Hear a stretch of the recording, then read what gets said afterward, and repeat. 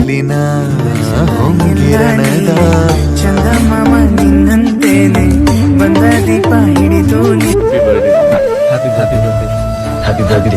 ನಿನ್ನ ನಗುವಿಗೆ ಬೆಲೆಯನ್ನು ಕಟ್ಟುವ ಬೆಲೆ ಇದೆ ಏನು